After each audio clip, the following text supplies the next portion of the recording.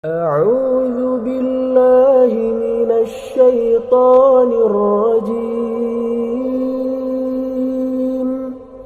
بسم الله الرحمن الرحيم. Lebaran masyarakat pulang mudik. Senang nggak? Kenapa senang? Pulang. Orang pulang senang. Sekarang selesai hidup di dunia, kita pulang kepada Allah. Seneng nggak? Ragu-ragu. Mau bilang seneng takut besok gitu. Mestinya seneng pulang.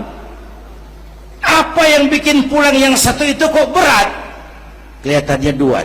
Pertama, kita ini sering mencintai sesuatu berlebihan, berakar di hati. Datang saat pulang tidak siap menghadapi perpisahan. Ada yang bergantung di sini. Pulang jadi berat. Kalau cinta Allah sepenuhnya, cinta alam seperlunya, pulang enak. Yang kedua, bekal nggak cukup. Sengsara di jalan, pulang jadi berat. Nggak punya bekal kok pulang, itu nekat. Belum sempet sholat modar, kok berani amat nggak punya bekal pulang. Kalau bekal cukup, pulang itu menyenangkan. Kenapa? Itu satu keharusan. Iya, kalau umat-umat terdahulu umurnya relatif panjang. Kalau kita ini mencontoh baginda Rasul, beliau wafat umur 63 itu standar.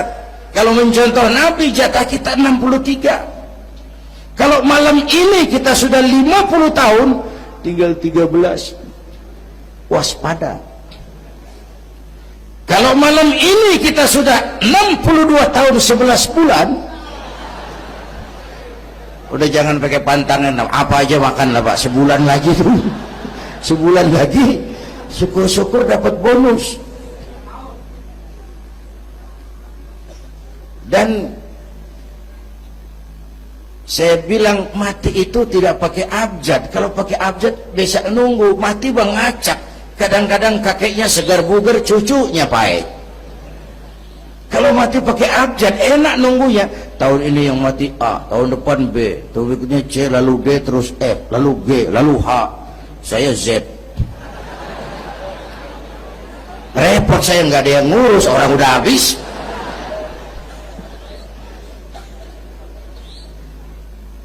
Bapak Ibu hadirin, malah aneh. Jam 6 pagi sopirnya mati. Jam 10 siang, 4 jam kemudian Mbah Suripnya yang mati. Sebelum mati dia pesan sama teman saya W.S. Rendra, Mas, saya kalau mati tolong dikubur di bengkel teater Depok. Monggo, dikubur sama Rendra. Belum seminggu Rendra yang ngikut mati.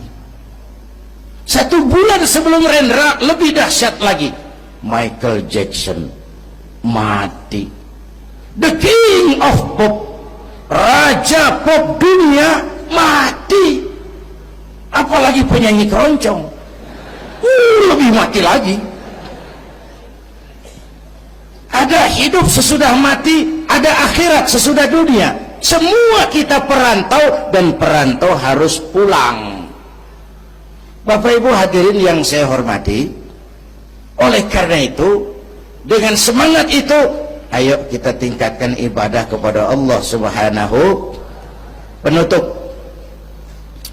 Isra Mi'raj itu filter.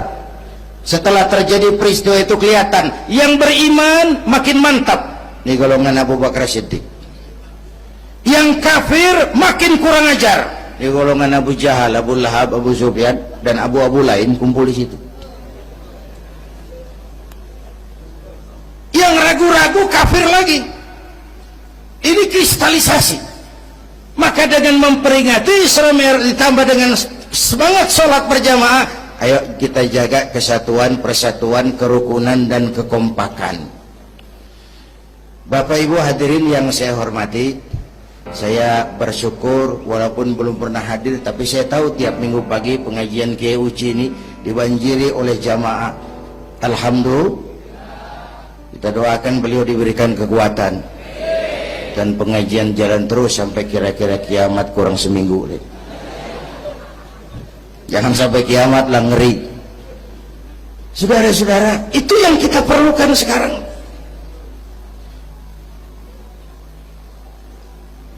Menjaga semangat kebersamaan seperti diajarkan di masjid ini. Coba baik tinggali akhlak masjid.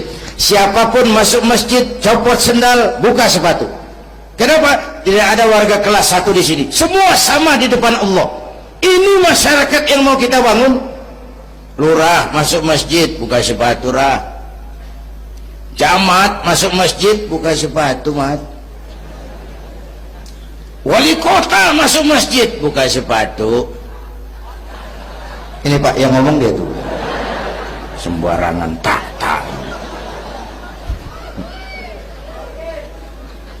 Gubernur masuk masjid, buka sepatu, Nur.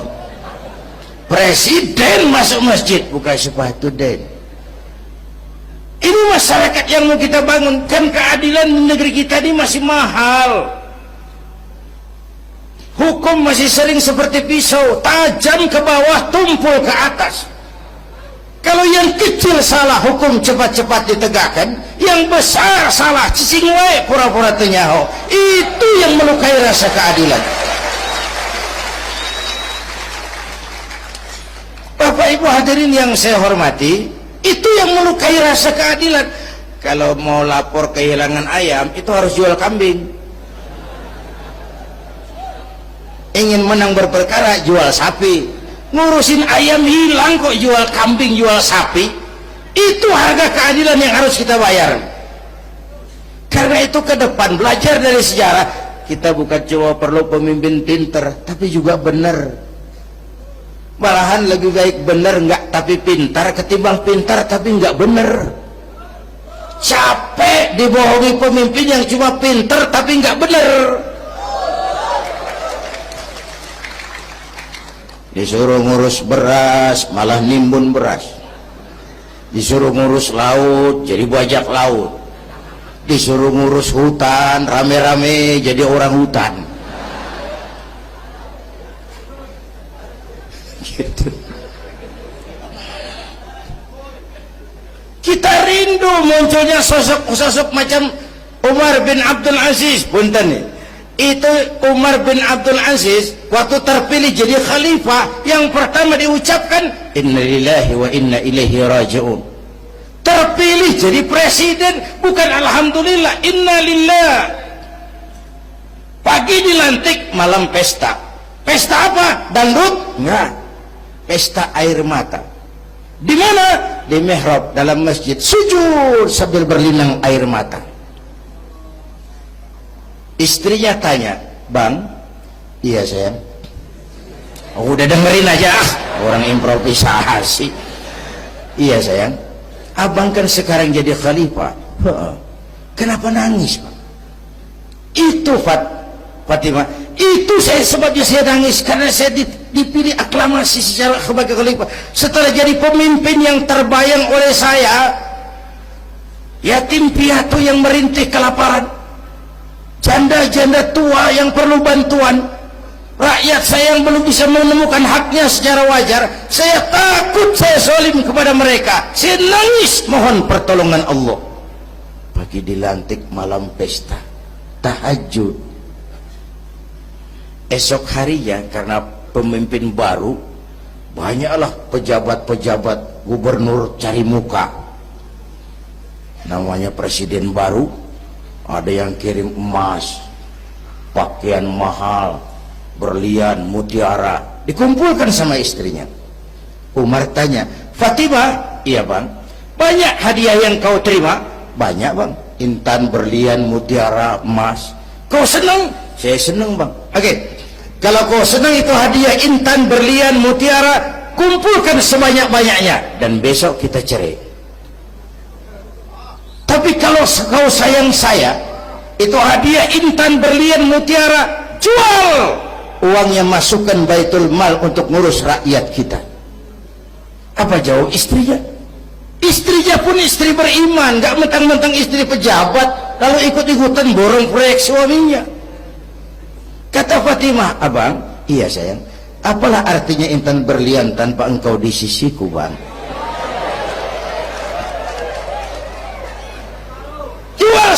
jual untuk ngurus kepentingan rakyat. Yang nyata-nyata hadiah pribadi dijual ngurusi rakyat. Jangan yang sudah nyata-nyata milik rakyat masih disunahkan.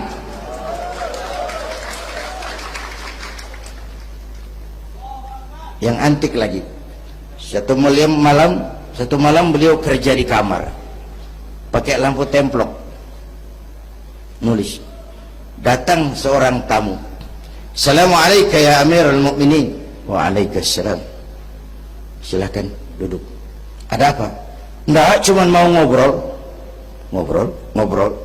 Urusan pribadi khalifah, kita kan teman lama. Oke, baik. Beliau berdiri, lampunya dipadamkan, ditiup, mati, gelap kamar. Ayo kita ngobrol.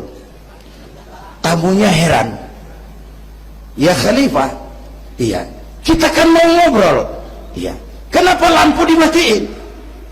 Begini mas, mau tamunya dari Jawa waktu itu, dengerin aja kenapa sih.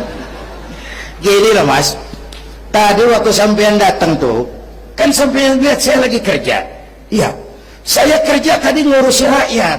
Tentu saya kan pakai lampu, memang lampunya kan pakai minyak, pasti minyaknya kan beli, iyalah, belinya pakai uang, tentu uangnya uang rakyat. Kita mau ngobrol urusan pribadi, nggak usah pakai minyak rakyat mas. Ayo ngobrol sampai subuh ini. Kalau yang kecil saja orang sudah berhati-hati, apalagi menghadapi urusan yang jauh lebih besar ke depannya. Bapak Ibu hadirin yang saya hormati, oleh karena itu kita memerlukan semangat kebersamaan, walaupun tidak harus selalu bersama-sama. Ini adalah potret terakhir. Baginda Nabi di awal-awal perjuangan didampingi 5 figur utama. Pertama, Nabi punya Sayyidina Abu Bakar Siddiq. Ini sahabat merangkap mertua, orang tua bijaksana, tempat Nabi tukar pikiran. Kampung itu enak kalau ada yang dituain. Yang kedua, beliau punya Umar bin Khattab, Al-Futuhat Al-Islamiyah, imam tapi jenderal, jenderal tapi imam, gagah, berani untuk Islam. Selesai? Belum. Yang ketiga, Nabi punya Utsman bin Affan, pengusaha tapi santri, penyandang dana. Umat akan maju kalau banyak punya Utsman. Yang keempat, Nabi punya Ali bin Abi Thalib, tokoh muda tapi intelek. Yang kelima, beliau punya Khadijah binti Khuwailid. 5 figur utama bahu-membahu membantu perjuangan Nabi. Begitulah kita berjuang. Mesti punya segala hal. Mesti punya senjata yang namanya golok, gergaji, pisau, silet. Harus punya. Kapan makainya? Lihat lawannya. Yang kamu hadapi apa?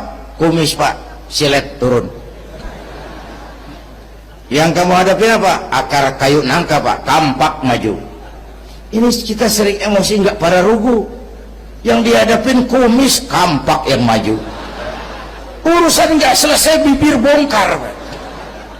Anak-anak muda nggak cukup dibakar emosinya. Berani harus, nekat jangan. Berkorban siap, konyol nanti dulu. Mati syahid, ayo.